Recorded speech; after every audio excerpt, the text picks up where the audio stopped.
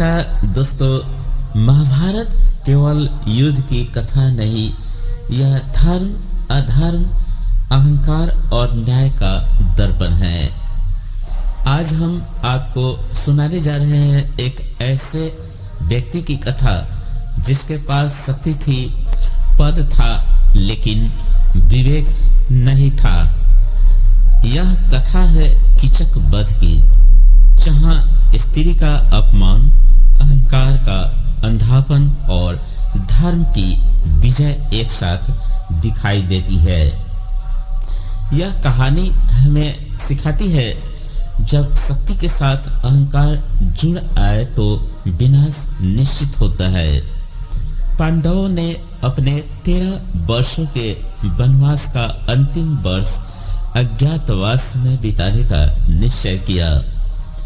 यदि वे इस वर्ष पहचाने जाते तो उन्हें फिर से वनवास जाना पड़ता।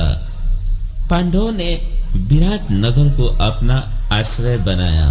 युधिष्ठिर कंग के रूप में, भीम बल्लभ यानी रसोइया के रूप में, अर्जुन वीरांगना के रूप में, नकुल घोड़ों का सेवक, सहदेव गायों का सेवक, द्रौपदी शैरंध्री यानी रानी सुदेशना की दासी के रूप में।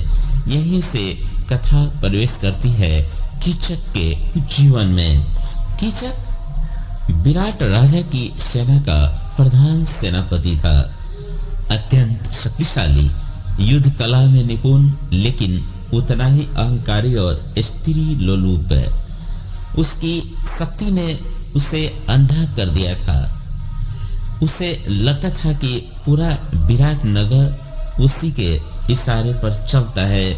जब उसकी दृष्टि द्रौपदी पर पड़ी तो उसने उसे एक स्त्री नहीं, एक वस्तु समझ लिया। कीचक ने द्रौपदी को अपनी वासना का शिकार बनाना चाहा।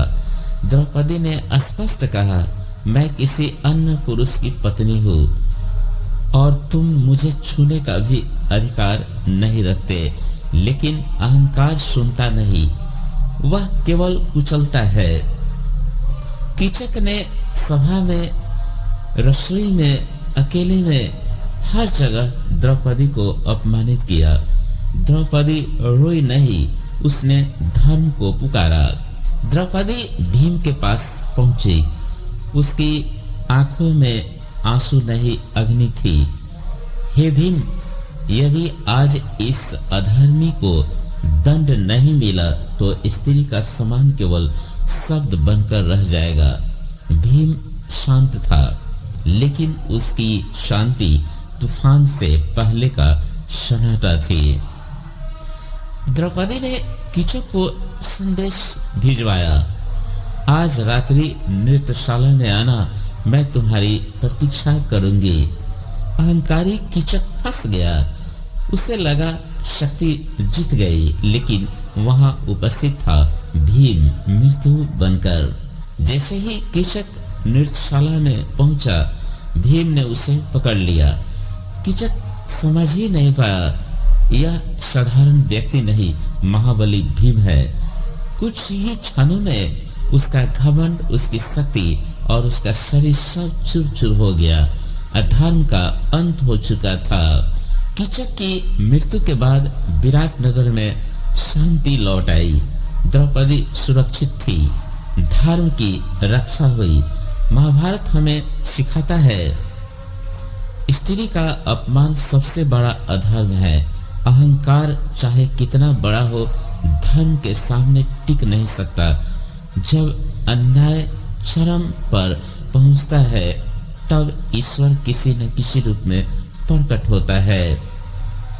आज भी कीचक जीवित है, पद, पैसा और शक्ति के रूप में, और आज भी द्रौपदी न्याय की प्रतीक्षा कर रही है। यह कथा हमें चेतावनी देती है, यदि आप कीचक बनेंगे तो भीम अवश्य आएगा। मित्रों, कीचक वध केवल एक हत्या नहीं, यह अधर्म के अंत की घोषणा है।